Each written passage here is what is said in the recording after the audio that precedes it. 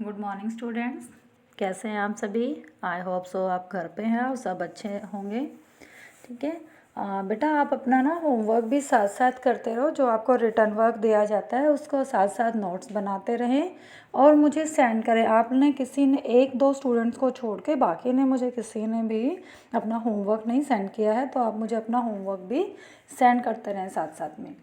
Okay.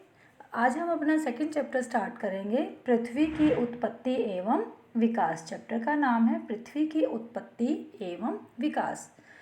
तो यहाँ इस चैप्टर में हम सारा रीड करेंगे कि पृथ्वी की उत्पत्ति कैसे हुई, ग्रहों का निर्माण कैसे हुआ और तारों का निर्माण कैसे हुआ। ये हमारे माइंड में क्वेश्चंस उठते हैं ना कि ये सब कैसे बना, क्या कुछ घटित हुआ होगा कि जिससे इन सब चीज़ों का निर्माण हुआ है। ठीक है। तो इसी के संदर्भ में बहुत सारे जो दार्शनिक हैं और वैज्ञानिक हैं, सब ने अपने अपने मत दिए हैं। ठीक है। तो जो आरंभिक सिद्धांत हैं, आरंभिक में स्टार्टिंग में जो भी जिन जिन वैज्ञानिकों ने, दार्शनिकों ने अपने सिद्धांत दिए थे, तो उनके आधार पर बताया कि पृथ्वी का निर्माण कैसे कैसे हुआ था। तो इनमें जो सबसे पहला हमारा आता है, जो प्रारंभिक और लोकप्रिय मत रहा था कि जिसको ऑलमोस्ट सभी ने माना था, हमारे जर्मन दार्शनिक इमैनुअल कांट का रहा है। सबसे पहले किसने दिया? जर्मन दार्शनिक इमैनुअल कांट ने। इमैनुअल कांट ने बताया था पृथ्वी की उत्पत्ति के बारे में। ठीक है। तो 1796 में गणितज्ञ लाप्लेस, जो हमारे मैथमेटिशियन थे लाप्लेस, उन्होंने इसमें उसका संशोधन किया। जो इमैनुअल कांट ने जो सिद्धांत दिया था उसमें इन्होंने, लाप्लेस ने उसमें थोड़ा सा मॉडिफिकेशन किया। ठीक है। संशोधन होता है उसमें मॉडिफिकेशन करना, कि उसके अंदर कुछ और ऐड करके उन्होंने बताया। तो लाप्लेस ने जो कहा है, निहारिका परिकल्पना के नाम से जाना जाता है। जो लाप्लेस ने जो सिद्धांत दिया उसको कहा है निहारिका कल्पना। अब लाप्लेस के अनुसार पृथ्वी की उत्पत्ति कैसे हुई कि ग्रहों का जो निर्माण हुआ है धीमी गति से घूमते हुए पदार्थ के बादलों से हुआ है, जो कि सूर्य की युवा अवस्था से संबंधित थे। लाप्लेस ने कहा है कि कुछ ग्रह जो थे वो धीमी गति से घूम रहे थे और वो घूमते हुए पदार्थों के बादल थे। कुछ पदार्थों के बादल थे जो धीमी गति से घूम रहे थे और जिसको हम सूर्य की युवा अवस्था से संबंधित मानते कहते थे कि ये जो पदार्थ है सूर्य की युवा अवस्था है। ठीक है। उसके बाद 19 में, ठीक है, 1900 में चैम्बरलेन और मोल्टन ने आप अपना एक नया सिद्धांत दिया। ठीक है। इनके अकॉर्डिंग क्या था कि एक अन्य भ्रमणशील तारा, कहते हैं कोई एक और तारा था जो घूमता हुआ सूर्य के नज़दीक से गुजरा और इसके परिणाम स्वरूप क्या हुआ, जो तारे का गुरुत्वाकर्षण से सूर्य सतह से सिगार के आकार का कुछ पदार्थ निकलकर अलग हो गया। कि जब वो स्वतंत्र तारा घूम रहा था तो सूर्य के पास जब जाता है तो उस तारे के गुरुत्वाकर्षण बल के कारण सूर्य में से कुछ एक सिगार के आकार का पदार्थ निकलकर अलग हो गया।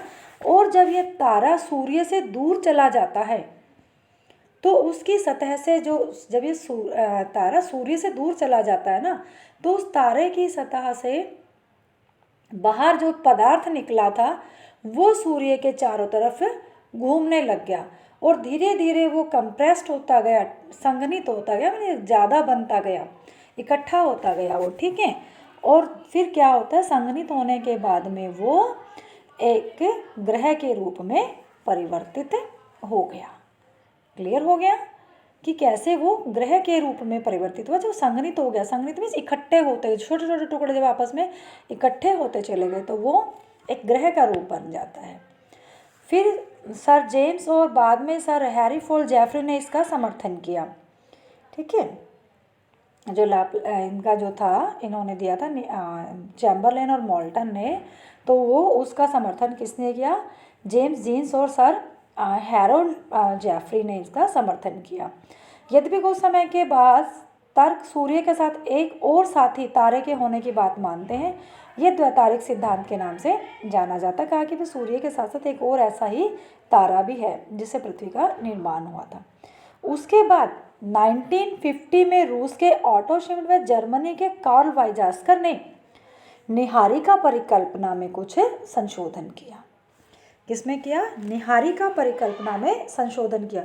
और उसने इनके अनुसार क्या था, वाइजास्कर के और कार्ल के कारण अनुसार, कि सूर्य एक सौर निहारिका से घिरा हुआ था जो मुख्यतः हाइड्रोजन और हीलियम के धूल कणों से बनी थी। इन्होंने क्या कहा, एक और सूर्य था, कह रहा है कि एक सौर निहारिका, सौर होता है सौरमंडल में और निहारिका तो तारों का समूह, कि एक और तारों के समूह से ये घिरा हुआ था जो मुख्यतः किस चीज़ से बने हुआ था। वो सौर निहारिका हाइड्रोजन व हीलियम के धूल कणों से बनी हुई थी। ठीक है। और जब ये धूल कण आपस में घर्षण और टकराव होता है इनमें, तो इन्होंने एक चपटी तस्तरी के आकार के बादलों का निर्माण कर लिया। और उन बादलों के निर्माण के प्रक्रम से ही क्या हुआ है, ग्रहों का निर्माण हुआ है। ठीक है। ये था हमारा आरंभिक सिद्धांत। आरंभिक सिद्धांत में किस किस का था? इमैनुएल कांट का, जो सबसे पहले दिया। उसके बाद लाप्लेस ने उसमें संशोधन किया। ठीक है। लाप्लेस की थी निहारिका परिकल्पना। ठीक है। उसने बताया कि धीमी गति से घूमते हुए पदार्थों से बना। फिर चैम्बरलेन और मोल्टन ने 1919 में दिया। उसमें इन्होंने क्या कहा था कि सूर्य की सतह से कोई के तरफ कोई घूम रहा था तारा, वहाँ से उससे कुछ सिगार के आकार का कुछ पदार्थ निकला और वो धीरे धीरे जाकर बाद में ग्रहों का निर्माण हो गया उससे। ठीक है। उसके बाद ऑटो शिमिट और जर्मनी के कार्ल वाइजास्कर ने निहारिका में संशोधन किया। उसने कहा कि ये जो टुकड़े हैं निहारिका के, एक और निहारिका जो हीलियम और हाइड्रोजन से मिली है, और उनके घर्षण से फिर नए ग्रहों का निर्माण हुआ है। ठीक है। ये तो थे हमारे आरंभिक। अब आता है आधुनिक सिद्धांत। आधुनिक सिद्धांत जो है वो कहते हैं कि ये सिद्धांत जो है सर्वमान्य है, इसको सभी मानते हैं इस सिद्धांत को। ठीक है। और वो है बिग बैंग थ्योरी सिद्धांत। इसे विस्तारित ब्रह्मांड परिकल्पना भी कहा जाता है। क्या कहा जाता है इसे? विस्तारित ब्रह्मांड परिकल्पना। ये आधुनिक जो है, इसको बिग बैंग की थ्योरी को सभी वैज्ञानिकों दार्शनिकों ने माना है। 1920 में एडविन हब्बल ने प्रमाण दिए कि ब्रह्मांड का विस्तार हो रहा है। उन्होंने क्या कहा कि ब्रह्मांड का विस्तार हो रहा है। अब इसने क्या कि समय बीतने के साथ आकाश गंगाएं एक दूसरे से दूर हो रही हैं। आप प्रयोग कर जान सकते हैं कि ब्रह्मांड विस्तार का क्या अर्थ है।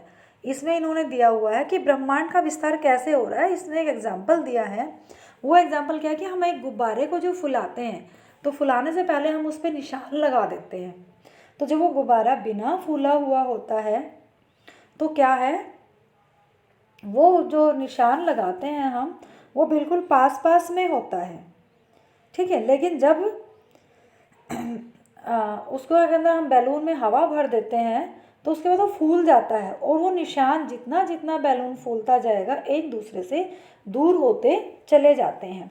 तो इसी तरह से हमारे जो आकाश गंगाएं थी उनकी भी दूरी बढ़ती चली जाती है और हमारे ब्रह्मांड का विस्तार होता रहता है। ठीक है। अब है बिग बैंग के सिद्धांत के अनुसार ब्रह्मांड का विस्तार किन किन अवस्थाओं में हुआ। ठीक है।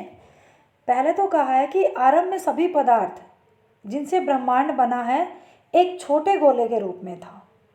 ठीक है। जिसका तापमान बहुत ज़्यादा था और घनत्व जो उसकी डेंसिटी थी वो अनंत थी। मीन्स उसका कोई भी लिमिट नहीं थी, उसकी डेंसिटी की कोई लिमिट नहीं थी, और उसका जो तापमान था वो बहुत ज़्यादा था। पहला ये पॉइंट है। दूसरा पॉइंट है बिग बैंग की प्रक्रिया में इस अति गोलक में, जो ये गोला था छोटा, उसमें विस्फोट होता है। ठीक है। उस छोटे गोले में विस्फोट होता है और उसके बाद वो और छोटे छोटे टुकड़ों में बट जाता है, और ये घटना हमारी घटित मानी जाती है 13.7 अरब वर्ष पहले की। ठीक है। उसके बाद तीसरा पॉइंट बताता है ये, बिग बैंग से 3 लाख वर्षों के दौरान, कितने 3 लाख वर्षों के दौरान तापमान 4500 डिग्री केल्विन तक गिर गया। मीन जब देखो 3 लाख वर्षों के बाद जो तापमान 4500 डिग्री कम हुआ है, तो उससे पहले कितना और ज़्यादा था। ठीक है, 4500 डिग्री। तो और परमाणुीय पदार्थों का निर्माण हुआ। जो तापमान गिरता है, चीज़ें ठंडी होने लगती हैं, लिक्विड से सॉलिड में चेंज होने लगी, तो वो धीरे धीरे कई और चीज़ों में बदलती चली गई और आकाश गंगाओं के बीच की दूरी में विस्तार होने लगा। हॉयल ने इस विकल्प स्थिर अवस्था संकल्पना के नाम से प्रस्तुत किया है। जब वो तापमान गिरने के बाद की जो अवस्था आई थी, उसे किसके नाम से जाना गया? स्थिर अवस्था संकल्पना की। अब वो स्थिर हो गई, स्टेबल हो गई है। इस संकल्पना के अनुसार ब्रह्मांड किसी भी समय में एक ही जैसा रहा है, कि जब स्टेबल हो गया तो वो ऐसा ही रहेगा, एक जैसा। यद्यपि ब्रह्मांड के विस्तार संबंधी अनेक प्रमाणों के मिलने पर वैज्ञानिक समुदाय ब्रह्मांड विस्तार के सिद्धांत के ही पक्षधर में है। तो अब जब ये हो रहा है कि आप सब मानने लगे कि हाँ ब्रह्मांड का विस्तार हो रहा है। आज इतना ही है, कल हम पढ़ेंगे तारों का निर्माण कैसे हुआ। ये सब आपने अपनी नोटबुक में लिखना है। मैंने आज आपको मैसेज भी छोड़ दिया है, ठीक है। इन सबको, इन्हीं सारे पॉइंट्स को आप अपनी नोटबुक में लिखेंगे।